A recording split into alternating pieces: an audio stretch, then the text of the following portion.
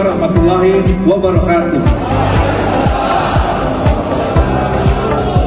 Tentang tahapan dan jadwal pemilihan gubernur dan wakil gubernur, bupati dan wakil bupati, serta wali kota dan wakil wali kota tahun 2024. Dan pada saat ini para pasangan calon wali kota dan wakil wali kota Palembang hadir di Om Swastiastu, Namo Buddhaya, salam kebajikan.